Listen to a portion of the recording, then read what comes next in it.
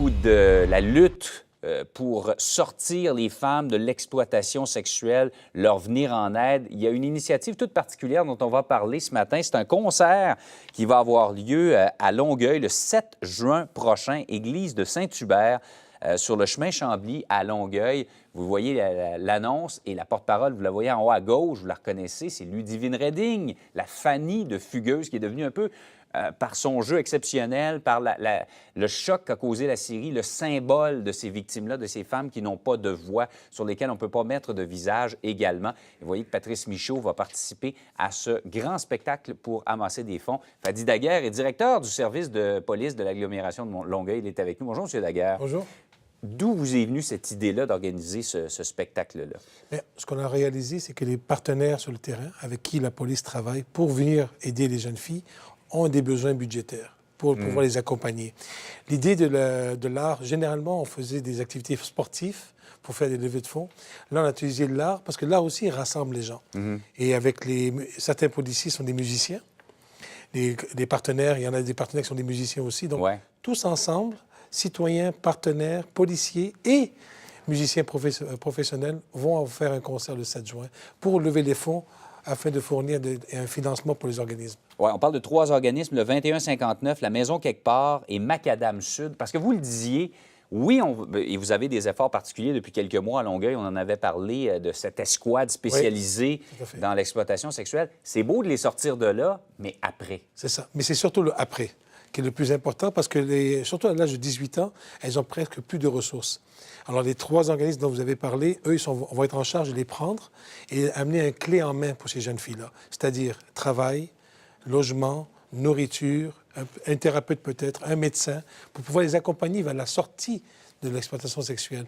C'est pas évident. Il n'y a pas beaucoup de gens qui sont là pour les accueillir. Et c'est justement pour ça qu'on fait cette soirée-là. Et souvent, elles sont désemparées. Si elles sont restées dans ce monde-là, elles ont été carrément prises en charge. Et quand je dis prises en charge, c'est pas positif, là. On se comprend. Et elles se retrouvent devant rien. Elles ne savent pas comment s'organiser. Elles sont très jeunes, souvent. Elles sont très jeunes, désorientées. Elles sont parfois rentrées de manière, comment dire, pas banale, mais naïf dans le milieu. Elles ne s'y attendaient pas du tout. Elles pensaient que c'était excitant, elles pensaient que c'était intéressant.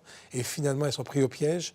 Donc, pour pouvoir les reprendre, les amener dans la bonne gang, au lieu de les enlever de la mauvaise gang, c'est pas évident. Et ça prend un partenariat 360 des policiers, des partenaires de la ville. C'est pour ça qu'on fait la soirée. Je voulais qu'on parle rapidement du rôle de Ludivine Reding. On devait lui parler ce matin. Malheureusement, elle ne peut pas. Elle est en tournage présentement. Il est impossible pour elle de se libérer. Je sais que vous l'avez emmenée en patrouille il y a quelques semaines. Le rôle qu'elle a dans tout ça. Premièrement, je suis content que vous en parliez de Ludivine parce que moi, je l'avais vue à la télévision. Là, je l'ai vue en personne. C'est tout un humain. C'est toute une dame, c'est toute une jeune fille. Honnêtement, elle est d'une générosité, d'une bonté très inspirante pour les jeunes filles. Donc, qu'elle veuille porter la cause, ça a été tellement naturel, elle a dit oui tout de suite. Elle a été intéressée. Donc, c'est pas juste du fictif, c'est pas juste un film. Et elle comprend que le poids qu'elle a sur les épaules de ce rôle-là qui a changé la perception des Québécois. Écoutez, ça a choqué tous les Québécois. N'importe quel niveau social, à la maison, tout le monde qui regardait le film était choqué, c'était répugnant ce qu'on voyait. Et Ludivine, comment qu'elle l'amène, comment elle veut porter le dossier avec elle, c'est bien au-delà de la caméra, c'est dans le réel, et elle va être avec nous. Donc, on a été très enchantés qu'elle ait accepté. Parlons des résultats de votre escouade. Vous aviez dit que vous aviez identifié à la fois des victimes, je pense qu'il y en avait une centaine, des proxénètes également. Comment va le travail sur le terrain? Bien, je ne sais pas si vous avez remarqué, il y a à peu près 2 semaines, nous avons fait une très grande frappe au niveau des proxénètes. Et nous avons pu récupérer certaines jeunes filles.